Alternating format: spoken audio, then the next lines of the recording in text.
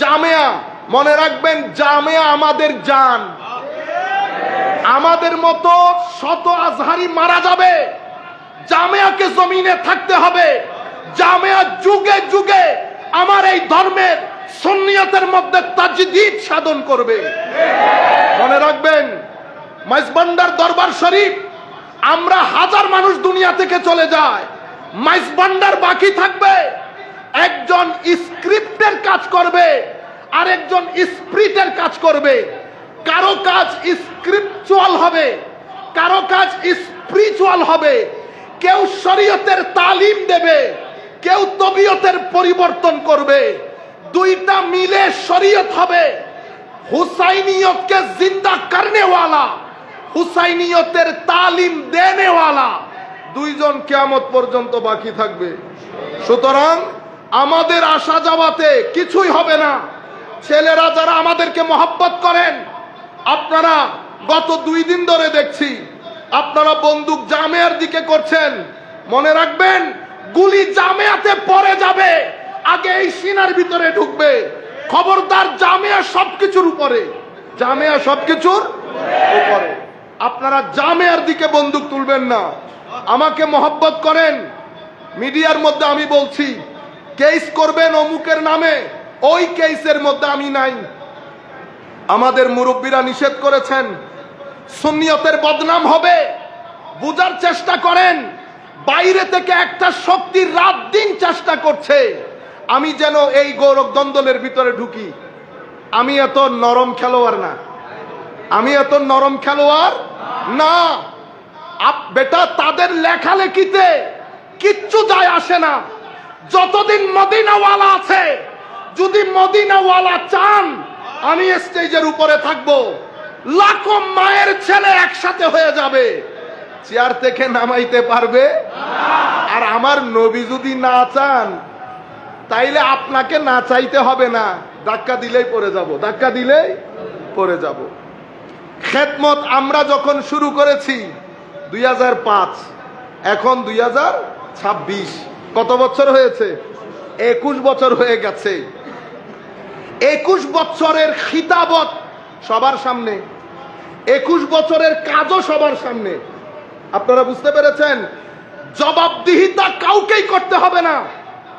আমরা আমার নবীর দরবারে জবাবদিহিতা, কারো কাছে জবাবদিহিতা নয়। নবী যেই দিন নারাজ হবে, তরুণ প্রজন্ম সেই দিন পিছন থেকে সরে যাবে। তরুণ প্রজন্ম পিছনে থাকা তো নবী, ওয়ালি, গৌস, কুতুব, আবদাল সবার একটা ফুয়ুজাত বাকি থাকবে। বুঝতে পেরেছেন? সুতরাং যে কাজগুলো আমরা করছি সেটা আমরা বন্ধ করি। আর আমরা যারা প্রধানের ভূমিকা পালন করছি, আমরা যেন একটা মেসেজ দিয়ে দেই। কেন? কারণ ধরেন মাসুমকেও মহব্বত করনেওয়ালা অনেকে আছে না, তো তারা রিটালিয়েট করবে। আমি এখন যে মেসেজটা দিচ্ছি, বাংলাদেশ থেকে শুরু করে বিদেশ পর্যন্ত, আমেরিকা পর্যন্ত, আপনারা যারা আইসিটি আইনে মামলা হাবি জাবি এগুলা চিন্তা করছেন, মাপ চাচ্ছি বেটা, আমরা ওই মামলা হামলায় নাই। আরো লিখতে দেন, তারা লিখলে আমার নিয়ামত বেড়ে যায়, আমার নিয়ামত আরো বেড়ে যায়। এটা আমার জন্য একটা দারুণ কাজ হয়। আলহামদুলিল্লাহ রব্বিল আলামিন। বিনয়ের সাথে অনুরোধ করছি আরো লেখেন, আরো লিখে। যাই হোক, আমার সম্মানিত মুরব্বিয়ানে কেরাম, 2টি শব্দ কোরআন শরীফের মধ্যে এসেছে। একটার নাম, একটা হচ্ছে সবর, একটা হচ্ছে শুক্র। কয়টা শব্দ? পুরা দুনিয়ার নিজাম এবং সিস্টেম চলতেছে সবর এবং শুকরের উপরে। আর এই দুনিয়ার নিজাম আমার আল্লাহ আদালত নির্ভর করে নাই, আদালত নির্ভর করে নাই, এটা হচ্ছে পরীক্ষা নির্ভর। তো পরীক্ষার মধ্যে যদি আমি আদালত প্রতিষ্ঠা করি, পরীক্ষার মধ্যে যদি আদালত করি তো পরীক্ষা হবে না। আমি যদি মনে করি প্রশ্ন এমন ভাবে করবো যেন আমার ছেলেরা উত্তর দিতে পারে, একটু অন্যরকম হয়ে যাবে না জিনিসটা? তো পরীক্ষাতে আদালত হয় না, পরীক্ষাতে মেধার টেস্ট হয়। আমার আল্লাহ দুনিয়া বানিয়েছেন আমাকে আপনাকে টেস্ট করার জন্য। তো টেস্ট করতে হলে কি দরকার? টেস্ট করতে হলে দুটি জিনিস দরকার হবে, হয় আপনি হাসির মধ্যে, নয় আপনি কান্নার মধ্যে, হয় আপনি সুখের মধ্যে, নতুবা আপনি দুঃখের মধ্যে, হয় আপনি আলোতে, নতুবা আপনি অন্ধকারে। তাইলে পৃথিবী হচ্ছে আলো আধার, সুখ দুঃখ, এই দুইটার সমন্বয় পৃথিবীর জীবন। এখন আমার ছেলেরা যদি একদিনে টাকাওয়ালা হইতে চায়, হতে পারবেন? আমিন সাহেব যদি আপনি একদিনে হয়ে যেতে চান, আমাদের ছেলেদের মধ্যে মানে অনেক সমস্যার মধ্যে একটা মূল সমস্যা হচ্ছে ওনারা এখন আমার আমিন চাচাদের শুধু গাড়ি দেখেন, কিন্তু শুরু নির্গুম রাত, মাথা থেকে পা পর্যন্ত ঘাম জড়ানো দিন, এগুলা কেউ দেখে?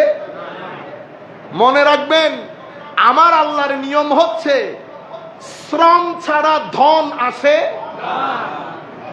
আমি ছেলেদেরকে বলছি, বেটা, শ্রম ছাড়া যদি ধন আসে তো মনে করবেন আপনি রাইট লেফট করেছেন। কি করেছেন? Right left. কালকে একটা জায়গায় গিয়েছি, সেখানে একজনে ঘর দেখাইতেছে। তা আমি বলতেছি কি কাজ করে? অমুক জায়গায় এই কাজ করে। আল্লাহ 2 নম্বরই করছে। সৎ ব্যবসা করে আপনি এত বড় ঘর দাঁড় করাবেন, ই মহালাস, এটা অসম্ভব। কথা বলতে বলতে আরেকজন এসে বলতেছে, হুজুর এটা উনি অমুক জায়গা থেকে এত কোটি টাকা মেরে দিছে। কি দারুণ!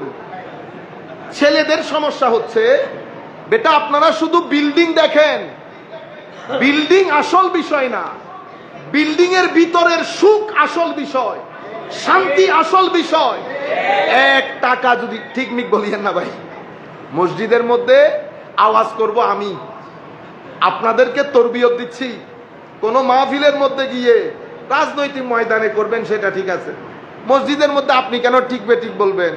যদি ঠিক আপনি জানেন তো ওয়াজ আপনি করেন, এগুলা বলিয়েন না। আর হুজুর যদি বলে ঠিক কিনা বলেন, চুপ থাকবেন। ঠিক বলার দায়িত্ব আপনার। কিছু তরবিয়ত দরকার। ছেলেরা যারা লেখাপড়া করছে তারা এগুলা নিয়ে হাসাহাসি করে, আপনারা এগুলা করবেন না। এগুলা তরবিয়ত দিচ্ছি, মাইকের মাধ্যমে অনেক জায়গায় যাচ্ছে। আমি চাচ্ছি আর একটা রেভলিউশন তৈরি হোক। তাইলে গড়ের সুখ আসল জিনিস, বুঝতে পেরেছেন? গড়ের সুখ আসে হায় হায় প্রথম বিষয় আকলুল হালাল, হালাল রুজি দিয়ে। এই জন্য সুফিয়াই কেরাম যেই 7টা স্তম্ভের উপর তরিকত তাসাউফকে দাঁড় করিয়েছে, সেই 7 স্তম্ভের 1 স্তম্ভের নাম হালাল রুজি। কি রুজি? হালাল রুজি। হালাল রুজির বাইরে স্থিরতা আসবে। সুতরাং আমাদের ছেলে পুলে যারা টাকা ইনকাম করছেন, এখন আপনি সারাদিন ইয়াজিদি, মসজিদে ঢুকে হুসাইনি, তাইলে দুইটা একসাথে হয়ে গেছে, ডুয়াল পার্সোনালিটি।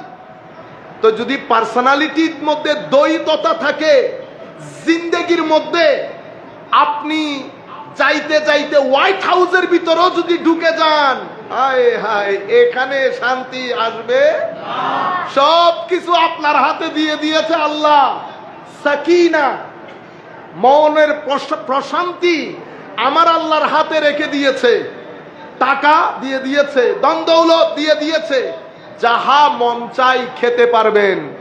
একটা জিনিস আমার আল্লাহর হাতে রেখে দিয়েছে, সেটার নাম সাকিনা। কোরআনে পাকের মধ্যে ওয়াল্লাযী আনজালা সাকিনাতা আলা কুলুবিল মুমিনিন লিয়াজদাদু ঈমানাম মা ঈমানিহিম।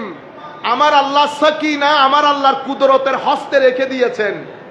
আল্লাহ এই সাকিনা কখন দান করেন? যার জীবনের সাথে আমার নবীর জীবনের মিল থাকে, এবং যার সাথে আমার ওলিদের নিসবত থাকে। তাইলে সকিনা আসে দুইটার মাধ্যমে, নবীর জীবনীর সাথে মিল থাকা, ওলির সাথে সোহবত এবং নিসবত থাকা, এই দুইটার মাধ্যমে সকিনা আপনার কলব বাতেনের মধ্যে আসে। নবীর, এখন আপনি বলতে পারেন হুমাই কি কথা, নবীর জীবনের সাথে মিল থাকলে তো হয় না ভাই, না ভাই।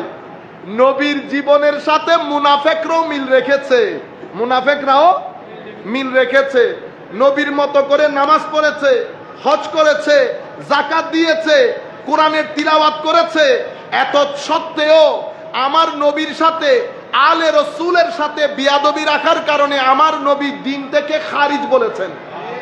সেই কারণে নবীর জীবনের সাথে মিল রেখে সুন্নত পালন করলেন, ওলির সাথে নিসবত রেখে আল্লাহর সুন্নত পালন করলেন।